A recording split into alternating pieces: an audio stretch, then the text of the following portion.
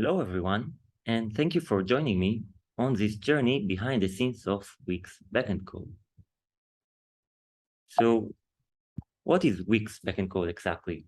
So here you can see the Wix site editor open in dev mode on, meaning here I can edit my site and also write custom front-end and backend code.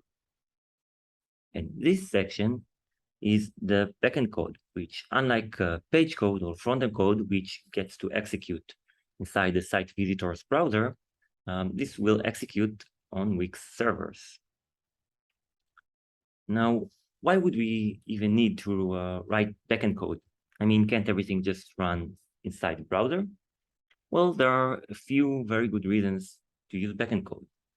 For example, maybe I want to write some code that will have access to some limited resource like a database. And then I want to expose this code through an API.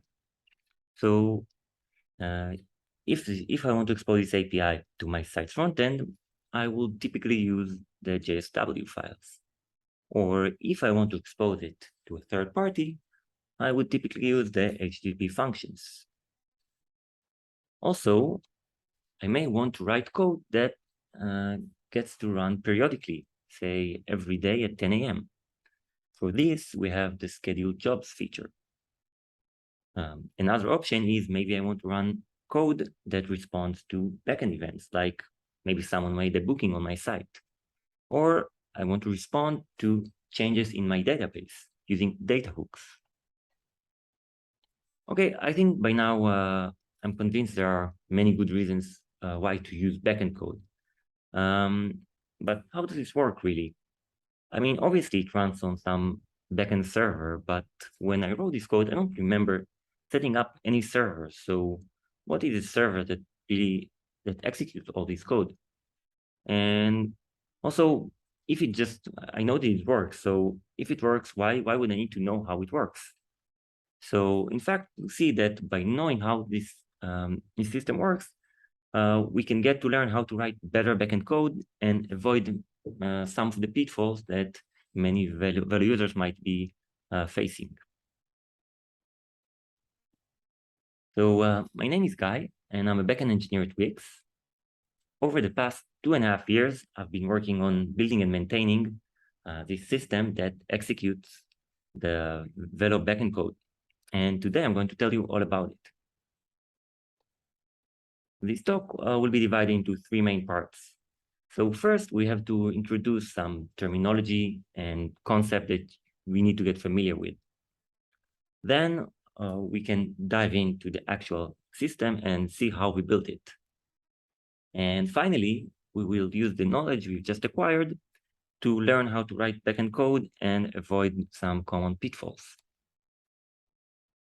Okay, so let's start. We have 5 different short topics to cover. So the first question that we had was, where does this code execute? So meet the Velo Runtime server. This server listens to incoming requests and makes sure to execute the correct function within our site's code. For example, if it identifies a request that is addressed at some HTTP function that we wrote, it will make sure to invoke this function with the correct arguments and return the result to the client. Additionally, it also takes care of integration with external code, like when we import NPM, or we use different Wix APIs like Wix data, Wix bookings backend, Wix stores backend, and many, many others. So the runtime server will make sure that the right code is available to our application. And additionally, it also takes care of all kinds of operative stuff like monitoring, logging, and basically making sure that our application is healthy. Now, if we only had one server to run, it would have been quite easy. But in fact, at Velo, we have millions of sites. And we don't want to have millions of machines. So Docker containers come to the rescue. So this technology allows us to package and run any software in a way that is standalone, meaning it has all the dependencies available inside the container and doesn't need anything external.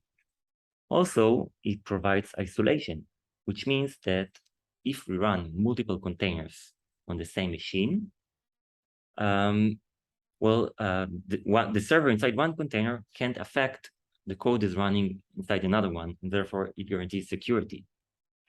Also, it guarantees fair resource sharing, meaning one server can consume all of the CPU and memory on the machine. The container will, if one tries to use all the resources, the container will limit it. Therefore, it is a great candidate for packing many servers on a single machine. Now, it's hard to talk about containers without saying a word about Kubernetes, which is today's de facto industry standard for running, orchestrating, and managing containers in a production environment.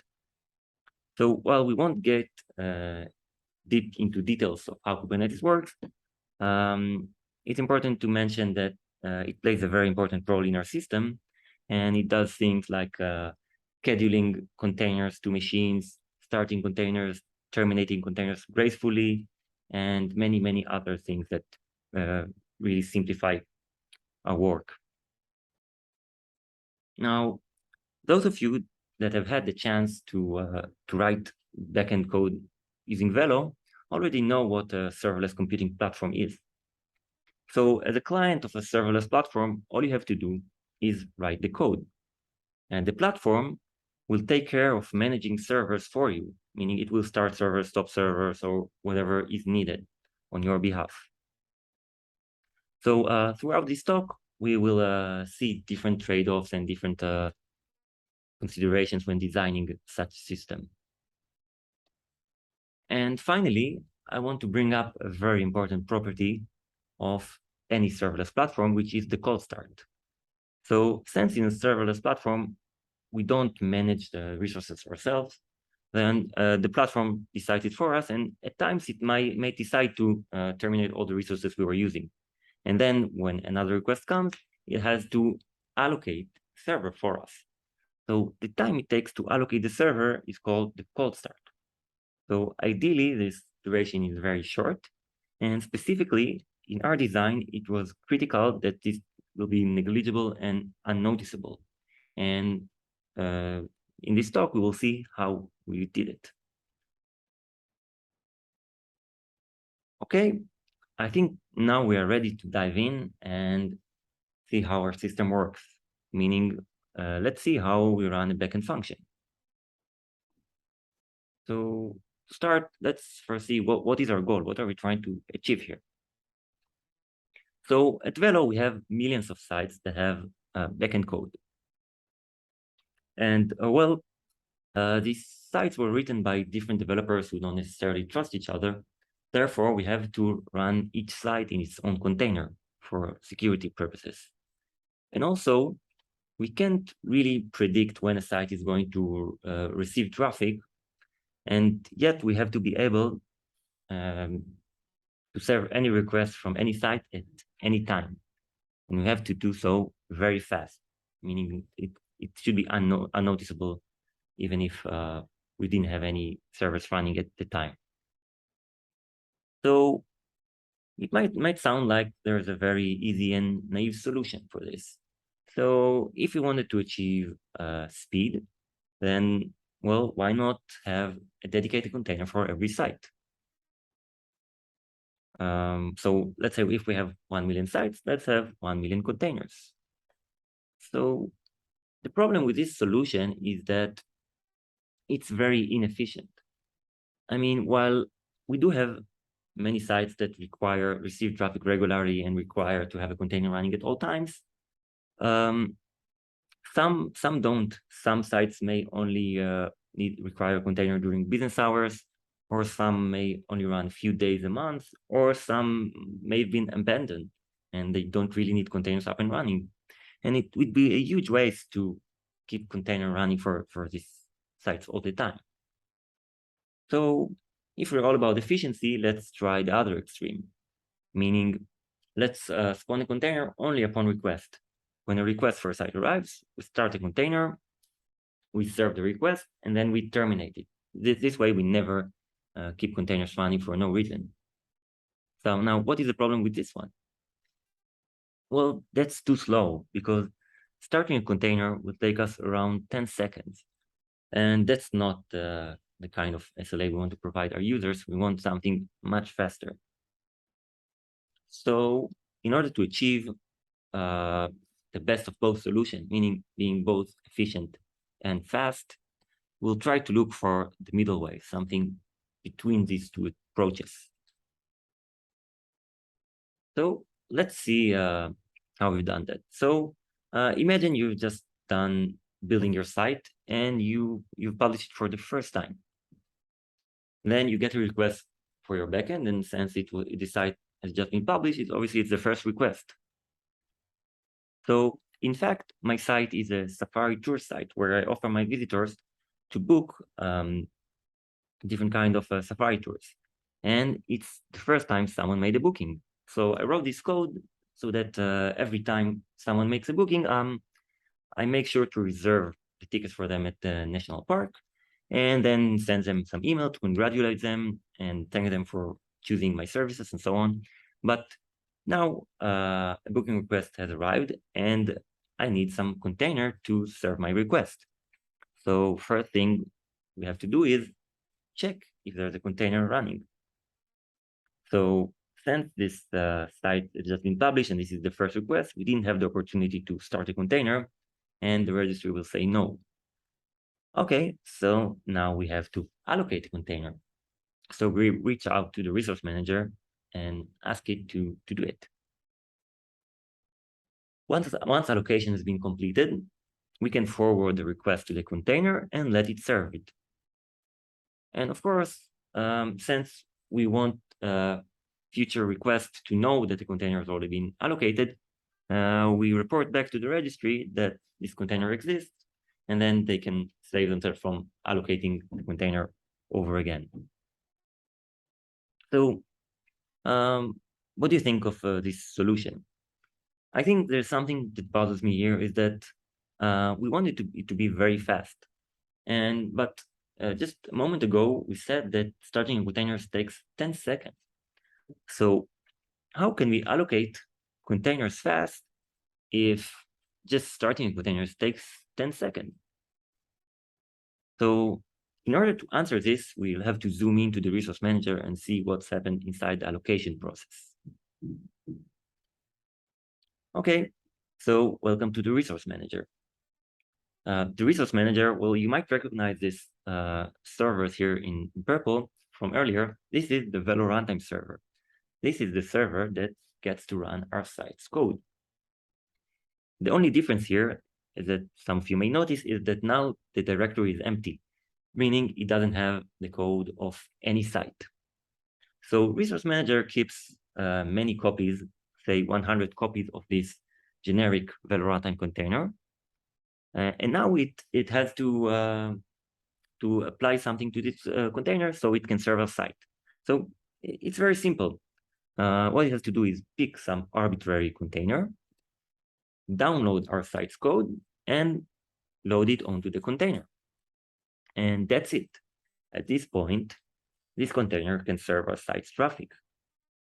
And the amazing thing is that while before we said it may take 10 seconds to do this allocation, now this only takes a few tenths of milliseconds, which is really amazing.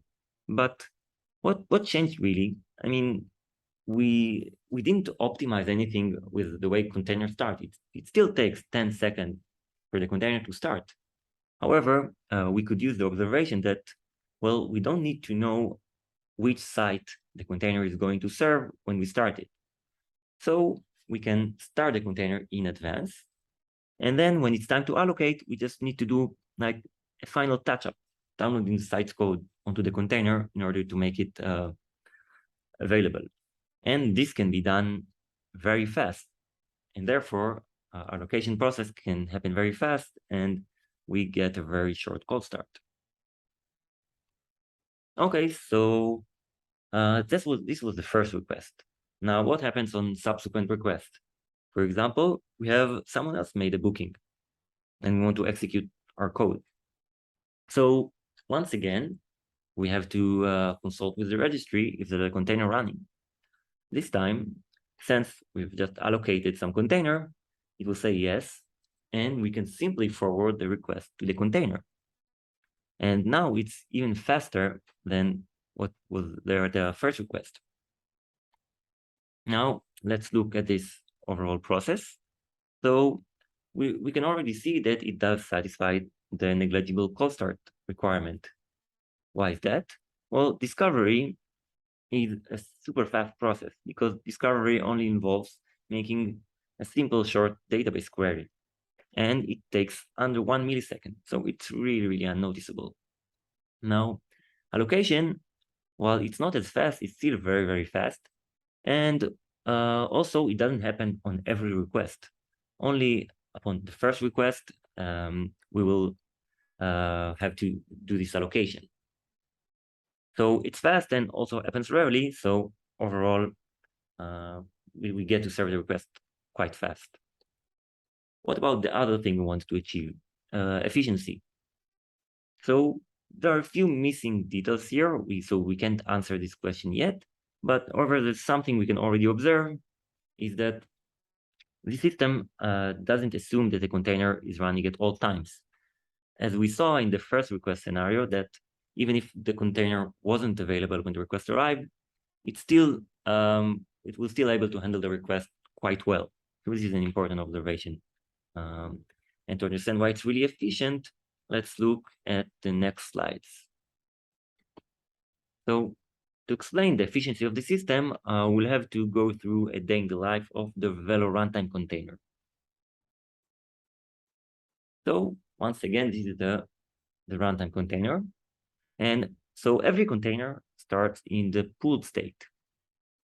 And now it is managed by the resource manager we have just seen. And yeah, there are around 100 copies of this container.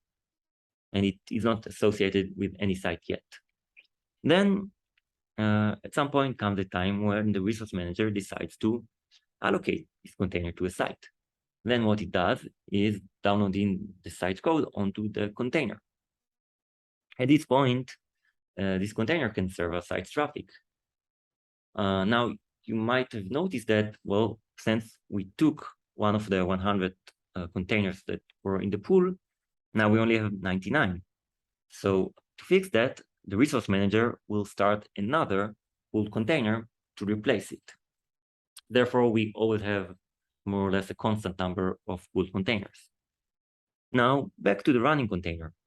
As we said, now it can serve traffic, but this party only lasts for 5 minutes. Then we stop the container. Why do we do that? So the problem is that we can't really predict for how long a site is going to receive traffic. So we make this very simple and naive yet efficient prediction that a site will receive traffic for 5 minutes. Then, but what if we're wrong? For example, what if this site is one that receives traffic regularly, all the time, every minute? Then now we stopped a running container after 5 minutes, and now another request arrives at our server.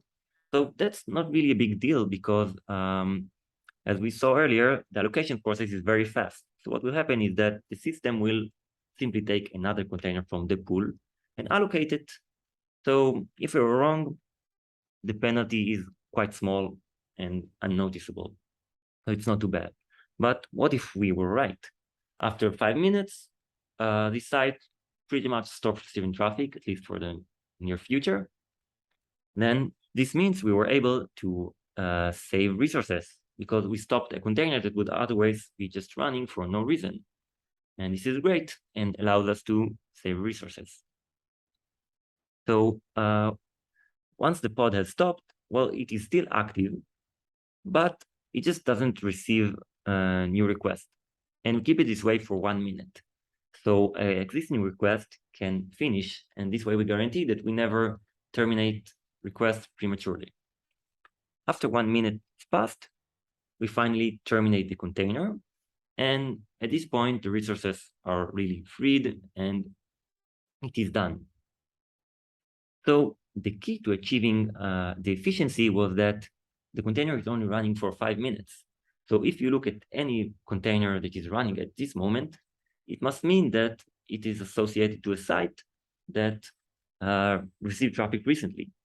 And that means that the number of running containers we have is more or less the same as the number of active sites we have, which is exactly the efficiency we wanted to achieve. And that's great.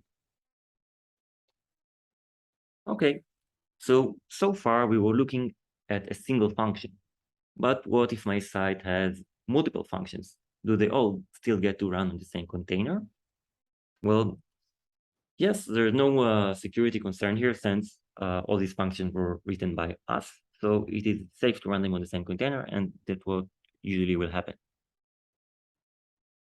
Now, you might be concerned about security. What happens if my container is shared with other sites? Well, that's something that definitely never happens. As you could see here in the lifecycle slide, we only the container you get is always, you get it fresh, and when we're done using it, we dispose of it and never reuse it for another site. So your code is always safe. Now, what about different site visitors that use the same function? Do they get to run on the same container? So now this is like a tricky question. So let's explain. Here you can see the distribution of the Velo backend data centers. So we have 4 data centers spread globally. One in East Asia in Taiwan, one in London, one in Virginia, and the last one in Oregon. This is done for 2 main reasons. First, for redundancy. That means that if one of the data centers is down or has any kind of issues, we can immediately transfer all the traffic to a different data center. And this way we prevent downtime. But also it serves for locality because, I mean, we don't want our site visitors in France to travel all the way to Taiwan and then back just to serve a simple backend request, because that would be very slow. Therefore, each visitor is served by the nearest data center. But it also means that if you have a visitor from California and a visitor from New York, they will most likely be served by different containers as they will reach different data centers. So this is something worth knowing. Okay, so far we discussed running a backend function. What about scheduled jobs? So a scheduled job is basically just like any other function, except that it is executed according to predefined schedule, except instead of being executed invoked by visitors. So if it's just like any other function, let's try to run it using the same system. The only difference is, well, our site visitors are not going to invoke our functions, so we need a new component, the scheduler, that knows all the schedules of all sites and makes sure to invoke the correct functions at the right time. And this is actually, it's not so naive. It actually works quite well. And it did work for a while. However, after some time, we realized that scheduled jobs have a different pattern from user traffic. Well, and in fact, it's very spiky because everyone wants to run their code at 10 a.m. And there are like these very sharp spikes that the previous system didn't handle so well. So in order to make it a system that handles traffic spikes better, we did the following change. So instead of the scheduler actively looking for a container that will service the request, the scheduler would simply push the job into a queue. And then when the container is available to serve it, it would pull the first item for the queue and service it. While it might seem like a small, non-important change, well, this system is much more resilient and available, and it handles traffic spikes or even outages way better than the previous one. And the key for this is that, well, even if everything crashes, the queue will still persist the request, and once the system recovers, it will get to continue and process the items from the queue. And also allows us to do other things like retries and any other useful things. And so nothing comes for free, and we did have to sacrifice latency a bit. But even though this solution is less optimized for latency, under most conditions, it is very fast because the queue will mostly be empty and there will be plenty of containers ready to serve. So the request won't wait in the queue almost at all. But what happens when there are like extreme conditions? The system will prefer availability, and therefore we never get to drop request. And this turns out to be a very common trade-off, actually in general in software engineering, but more specifically in serverless platforms. And many serverless platforms these days offer different flavors that are optimized for speed or for availability. Now, if you want to know more technical details about why we got to this design and how this works, I highly recommend these two excellent blog posts by two of my colleagues. So you can, the presentation will be available and you can check them out later. Okay, let's recap what we learned about this system. So we saw two different flavors for a serverless platform. One was optimized for speed or latency, and one was optimized for availability. We saw how we can achieve a system that both uses resources efficiently and has a very short cold start. The key to achieving the short cold start was pre-warming the containers, meaning we don't wait for the allocation request in order to start the container. We start them in advance and we only do like the final touch-ups when it's time to allocate. The key to achieving efficiency was that we only run every container for 5 minutes. And as a result, the number of running containers we have is more or less the number of active sites we have. Okay, now we are done with the deep dive and we are ready to address some pitfalls and see how we can get around them. So does anyone like limits? I'm pretty sure you don't, because I don't like limits when my products are limited. So, but I want to show you something. So this, what you see here is a Slack message. This is a real Slack message that was posted by one of the Wix employees. So actually, we're not quite sure if it was the employee or it was a cat that accidentally stepped on the keyboard, but we do know that it was an extremely popular message. In fact, one of the most popular messages ever. So you can see here, there are like 10 different reactions, and there are like 40 more that couldn't be shown on the screen. And then, of course, just like anyone else, I love this message, and I wanted to show my appreciation. So I click this button, and this is the message I got from Slack. You've reached the reaction limit. A single message can't have more than 50 unique reactions. When we asked the engineers why, they said, we have to set limits somewhere. So why is it that engineers love limits so much while everyone else just hates it and think that it's bad? So the truth is that, well, limits are essential because systems that don't have limits, they just crash and they perform badly. So limits, they protect us. But having said that, the fact that there are limits doesn't mean that you can't achieve your goals. So this might sound like a paradox, but I really mean it. So let's have a look at a few Velo limitations and see why they shouldn't really limit you. We'll start with the request per minute.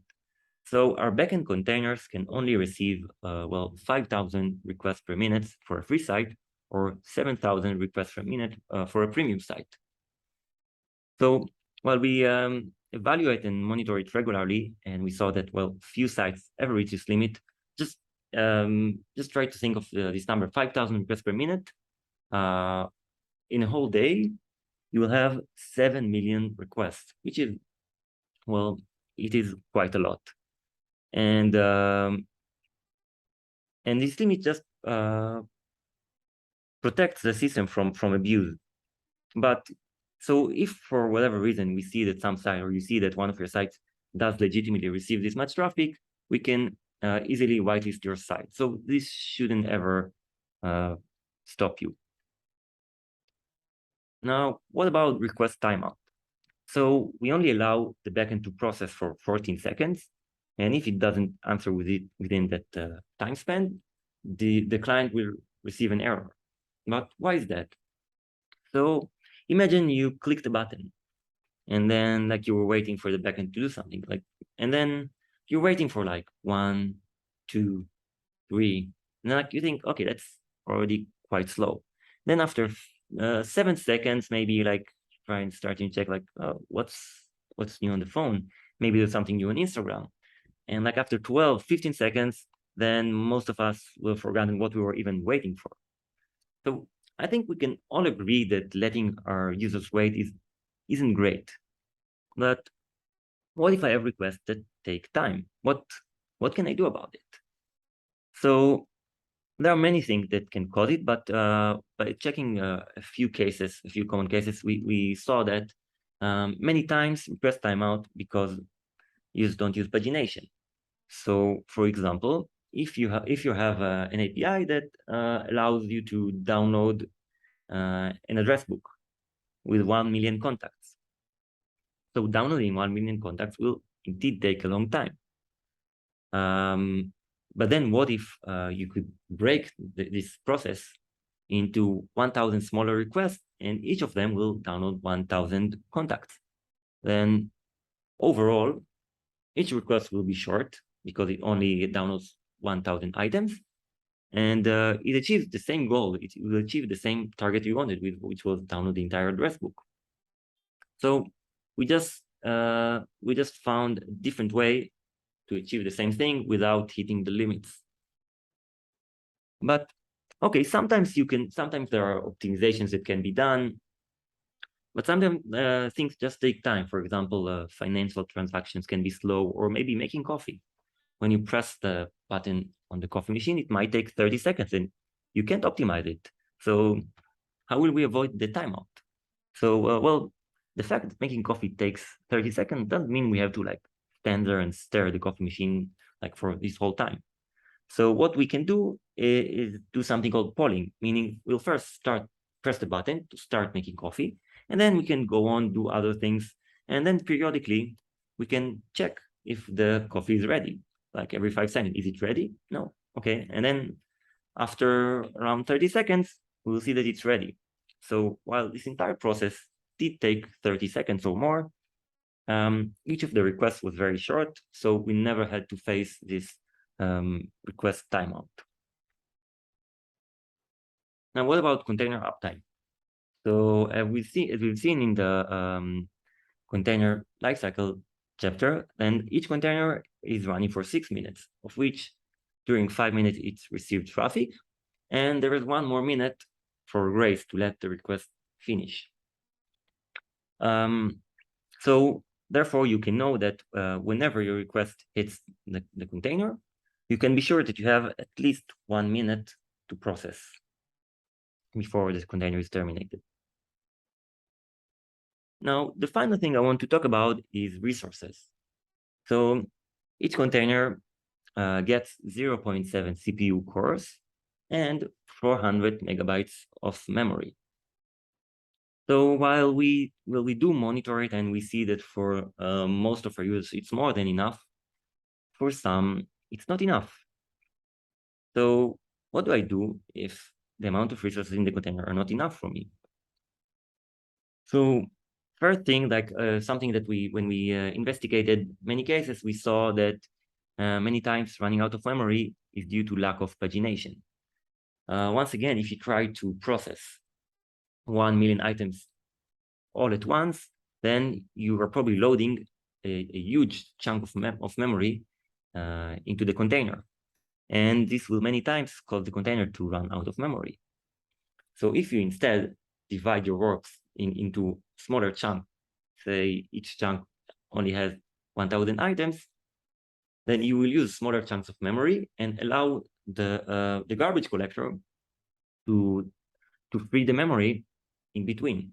And therefore, you might prevent the container from running out of memory. But then, okay, there are all kinds of other optimizations that can be done sometimes, but we can't ignore the fact that some applications are simply CPU or memory intensive. Or maybe you don't need it now, but you're worried about what will happen a few years from now when your business will be huge and you will have thousands of customers and you need something powerful to process it. And so you want more resources, and you're absolutely right. So there are two ways to go about this. One is, well, maybe we can give you larger containers with more memory or CPU. This technique is called vertical scaling. The other option is, well, maybe instead of having each site being served by one container, maybe it can be served by multiple containers, like 3 containers. This technique is called horizontal scaling. And then effectively, if you have 3 containers, the total amount of resources you have is effectively tripled because the requests are load balanced over your containers. Now, while this is not an official feature, I can share that over the last year, we have implemented a feature that automatically scales our sites horizontally, meaning it can monitor the usage of a certain container and then increase or decrease the size and the number of containers we serve. And we can already onboard new sites upon request. And we hope to expose this feature to more and more use in the future. So don't worry, we got your back. And of course, if you want to know more about Velo limitations, you can always Google it. So what have we seen today? So we learned about containers, which are a great tool when you want to execute many servers on a single machine. And we also got to know the Velo Runtime server, which is the server where our backend code runs. Then we saw how to build a serverless platform that can manage millions of applications efficiently and with no cold start. And finally, we saw how we can tackle different problems and issues that Velo users might face in their backend code. So thank you very much for listening. I hope you enjoyed it. And you can, if you have any questions, feel free to contact me and I'd be happy to chat. Bye. Thank you.